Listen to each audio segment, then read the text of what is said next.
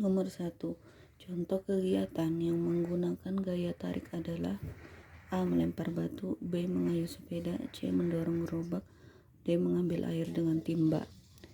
Jadi untuk yang A, melempar batu itu membutuhkan menggunakan gaya otot untuk menghasilkan gaya dorong yang menyebabkan batu bergerak. Ini gaya dorong ya, menggunakan gaya otot. Jadi bukan. Mengayuh sepeda juga menggunakan gaya otot dan gaya dorong. Yang C pun begitu, mendorong gerobak menggunakan gaya dorong. Yang D ini yang benar, menggunakan gaya tarik, mengambil air dengan timba. Ketika mengambil air dengan timba, kita menggunakan alat namanya katrol. Katrol menghubungkan tali dan beban dengan roda yang beralur. Jika menarik tali, maka katrol akan menyebabkan tali menarik beban akan terangkat dengan mudah dan lebih ringan. Kemudian yang nomor 2. Berikut ini merupakan contoh kejadian yang menggunakan prinsip gaya gesek kecuali. Gaya gesek adalah gaya gesek ini terjadi karena sentuhan antara permukaan benda dengan bidang lintasan. Kayak kita lihat di sini. Kelereng yang A, kelereng yang menggelinding di lantai miring. Ini bendanya adalah kelereng, kemudian bidang lintasannya adalah di lantai miring. Berarti ini bukan ya. Berarti ini yang gaya gesek. Kita cari yang kecuali, berarti yang salah. Kemudian yang B, sepeda yang direm akan terhenti. Sepeda akan gerak bendanya, kemudian direm akan terhenti. Ini kan dia, sepeda ini kan menyentuh lantai, maka itu termasuk bidang lintasannya tadi, lantai. Bola akan menggelinding lambat di lapangan yang berbatu. Nah, di sini bendanya adalah bola, kemudian lapangannya ini sebagai bidang lintasannya. D, buah kelapa yang jatuh dari pohon ke bumi. Nah, ini yang kecualinya, karena ini termasuk gaya gravitasi.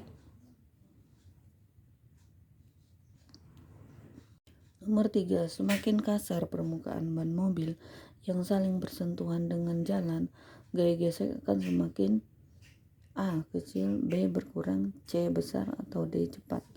Jadi jawabannya adalah C. besar. Karena permukaan ban mobil yang kasar memiliki lebih banyak tonjolan dan lekukan yang saling berinteraksi saat bergesekan, sehingga menciptakan hambatan yang lebih besar.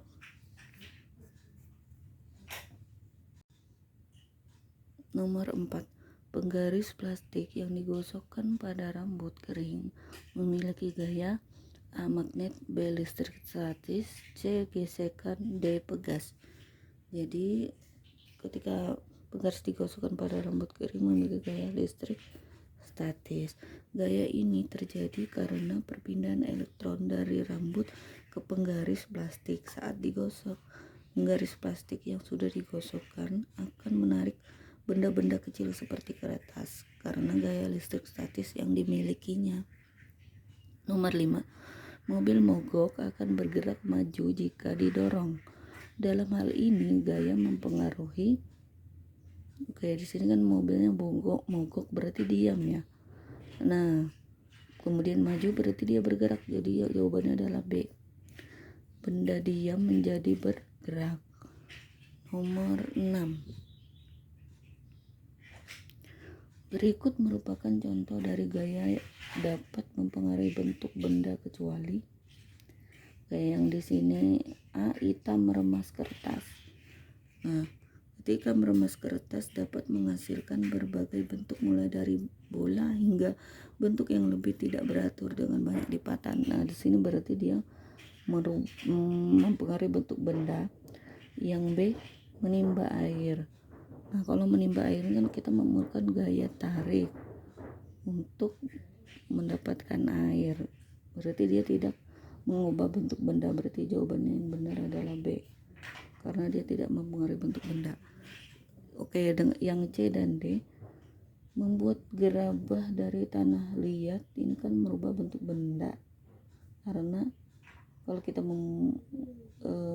dari tanah liat ini kita ubah menjadi gerabah, kemudian ketika bermain plastisin ini kan kita bisa merubah bentuk menjadi berbagai macam bentuk seperti misalnya hewan, buah, atau yang lainnya. Kemudian nomor 7, anak panah yang dilepaskan dari busurnya termasuk contoh gaya A. Magnet, B. Gravitasi, C. Gesek, D. Pegas. Jawabannya adalah gaya pegas. Ketika busur ditarik, tali busur yang elastis menghasilkan gaya pegas yang mendorong anak panah terlontar sesuai arah bidikan.